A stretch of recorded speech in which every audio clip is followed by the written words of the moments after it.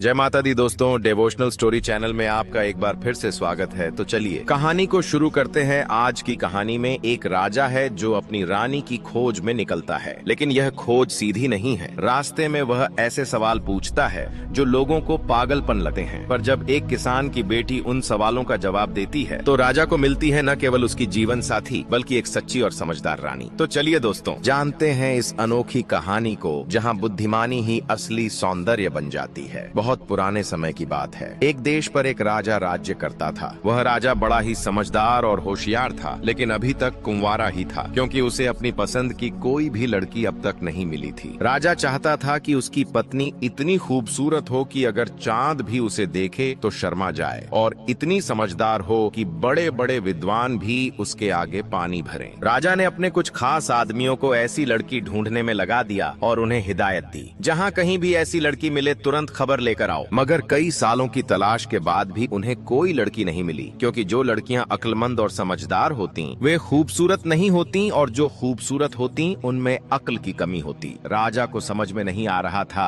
कि आखिर वह क्या करे। दिन रात वह इसी चिंता में रहता कि उसके बाद उसकी राजगद्दी का वारिस कौन बनेगा। आखिरकार एक दिन उसके एक मंत्री ने उसे सलाह दी, हुजूर, आप एक गरीब आदमी का भेष बनाकर नगर नगर घूमिए, हो सकता है कि इसी तरह आपको कोई लड़की पसंद आ जाए। राजा को अपने मंत्री की सलाह बहुत अच्छी लगी। उसने एक गरीब आदमी का भेष बनाया और अपने लिए पत्नी की खोज में पैदल ही महल से निकल पड़ा। दोस्तों, अभी वह नगर के बाहर ही निकला था कि रास्ते में उसे एक किसान मिला जो अपने गांव की ओर जा रहा था। राजा ने उसे राम राम कहा तो किसान ने भी राम राम कहा। तभी राजा बोला, भाई पैदल क्यों चल रहे हो, आओ मेरे साथ सवारी कर लो। किसान ने सिर से लेकर पांव तक राजा को देखा और हैरान होकर बोला, अरे भाई, तुम तो खुद ही पैदल चल रहे हो, मुझे अपनी सवारी पर कैसे बिठाओगे? राजा ने उसकी बात का कोई जवाब नहीं दिया। दोनों चुपचाप साथ साथ चलने लगे। अभी कुछ दूर ही चले थे कि वे एक खेत के पास पहुँचे। उस खेत में गेहूं की फसल खड़ी थी और हवा में झूम रही थी। किसान बोला, कितनी शानदार फसल है। राजा ने कहा, हाँ, फसल तो बड़ी शानदार है, बहुत अच्छी है, पर पता नहीं कि यह कटी हुई है या बिना कटी हुई। किसान चलते चलते रुक गया और चिल्लाकर बोला,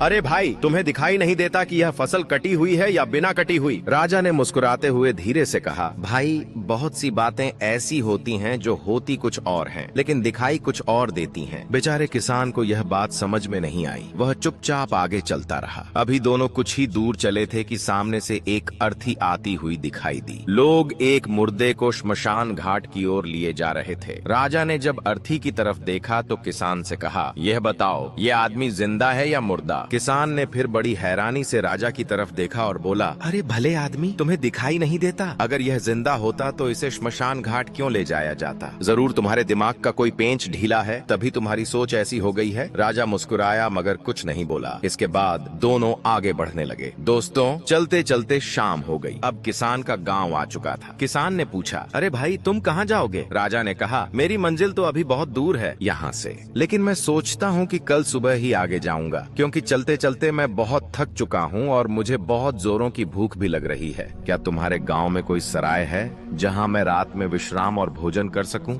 गांव के लोग बहुत ही मेहनती और सरल स्वभाव के होते हैं। किसान ने सोचा, यह बेचारा रात को कहाँ जाएगा? कहीं धक्के खाते हुए भटकता न फिरे। पता नहीं इसके पास पैसे हैं भी या नहीं। क्यों न इसे अपने घर ले चलूं? एक रात की ही तो बात है, सुबह यह चला ही जाएगा। किसान ने कहा, अरे भाई, ये बहुत छोटा सा गाँव है, यहाँ सराय कहाँ मिलेगी? तुम ऐसा करो, मेरे साथ मेरे घर चलो और वहीं पर ठहर जाओ। राजा ने कहा, ठीक है, लगता है तुम बहुत भले आदमी हो, लेकिन यह बताओ, तुम्हारे घर में कितने सदस्य हैं? किसान बोला, मेरे घर में सिर्फ 3 सदस्य हैं, मैं, मेरी पत्नी और मेरी बेटी। जब राजा ने सुना कि उसके घर में एक बेटी भी है तो उसने पूछा, क्या तुम्हारी लड़की की शादी हो गई है? किसान ने जवाब दिया, अभी नहीं, लेकिन सोचता हूँ कि इस बार फसल बेचकर उसके हाथ पीले कर दूं। इतने में दोनों किसान के घर पहुँच गए। किसान ने अपने घर का दरवाजा खटखटाया। किसान की पत्नी बड़ी बेचैनी से उसका इंतजार कर रही थी। उसने जब किसान के साथ एक अजनबी आदमी को देखा तो कुछ हैरान सी हो गई। किसान का घर घर छोटा था लेकिन बहुत ही खूबसूरत और साफ सुथरा लग रहा था। ऐसा लगता था जैसे किसान ने अपने जीवन की सारी पूंजी इसी मकान में लगा दी हो। घर के एक कोने में छोटा सा दिया जल रहा था। तभी अचानक दूसरे कमरे का दरवाजा खुला और अंदर से एक लड़की बाहर आई। ऐसा लगा जैसे चांद की चांदनी खुद धरती पर उतर आई हो। लड़की ने धीरे से राजा को नमस्कार किया और एक तरफ खड़ी हो गई। राजा उसकी खूबसूरती देखकर हैरान रह गया। फिर संभल कर बोला, कितना खूबसूरत मकान है, मगर इसमें एक ईंट की कमी है। किसान ने यह सुना तो झल्ला गया। उसे लगा मैंने इतनी मेहनत से यह मकान बनाया है और यह आदमी कह रहा है कि इसमें एक ईंट की कमी है। वह बोला,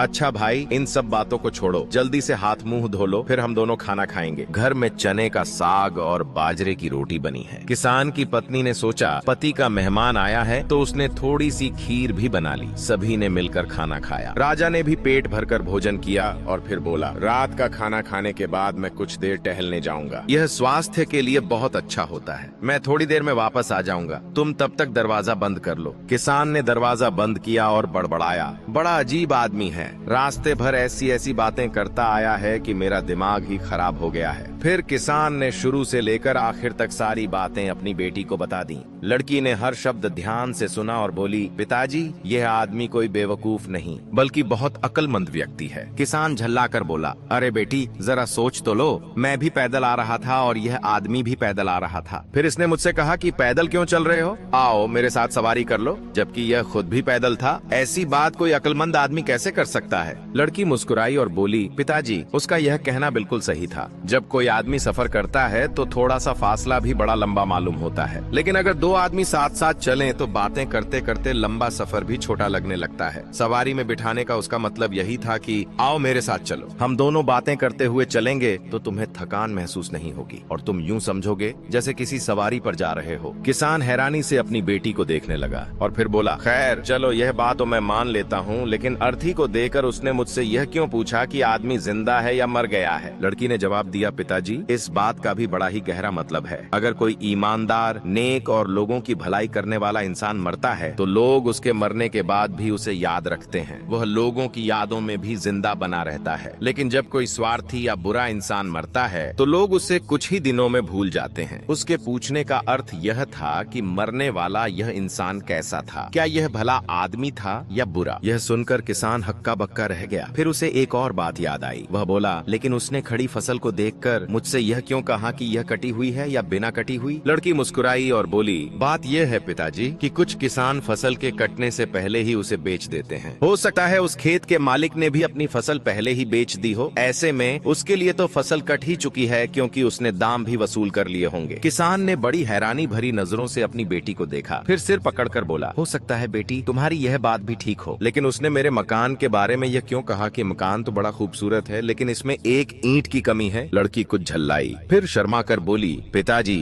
यह बात उसने मकान के लिए नहीं कही बल्कि मेरे लिए कही थी, क्योंकि मेरे आगे का एक दांत टूटा हुआ है। जब मैं बोलती हूँ तो यह खिड़की साफ दिखाई देती है। मकान मैं हूँ और वह ईंट मेरा दांत है। उधर राजा असल में सैर करने नहीं गया था बल्कि वह दरवाजे के पास खड़ा होकर उनकी बातें सुन रहा था। लड़की ने जैसे ही अपनी बात पूरी की, राजा ने दरवाजा खटखटाया। किसान ने दरवाजा खोला तो राजा मुस्कुराते हुए बोला, भाई, तुम तो बहुत पहुँचे हुए विद्वान लगते हो। राजा ने आगे कहा, मैं इस राज्य का राजा हूँ और ईश्वर का धन्यवाद करता हूँ कि मुझे वैसी पत्नी मिल गई जैसी कि मैंने इच्छा की थी। यह कहकर राजा ने अपनी कमर से एक थैली खोली, उसमें से 100 सोने की अशर्फियां निकाली और किसान को देते हुए बोला, इन अशर्फियों से अपनी बेटी के लिए कपड़े और गहने बनवाओ। ठीक 1 हफ्ते बाद मैं बारात लेकर आऊंगा। फिलहाल मैं महल वापस जा रहा हूँ। किसान और उसकी पत्नी हैरानी से एक दूसरे को देखने लगे। उन्हें समझ नहीं आ रहा था कि यह सपना है या हकीकत। राजा महल लौट आया और अपने मंत्री को शादी की तैयारियां करने का आदेश दे दिया। ठीक 1 हफ्ते बाद राजा की शाही बारात उस गांव में पहुंची, मानो जंगल में मंगल हो गया हो। 3-4 दिनों तक गांव में ऐसी चहल पहल रही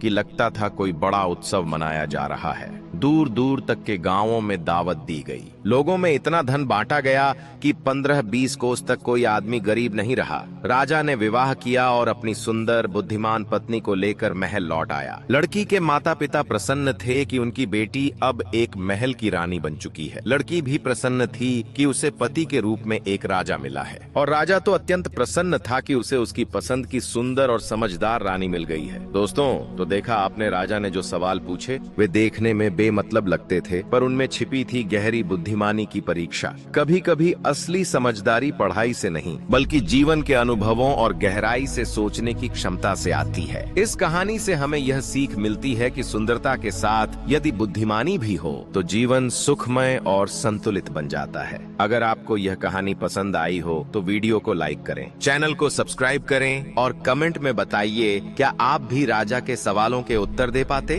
दोस्तों, मिलते हैं अगली रोचक और प्रेरणादायक कहानी में। तब तक के लिए जय माता दी।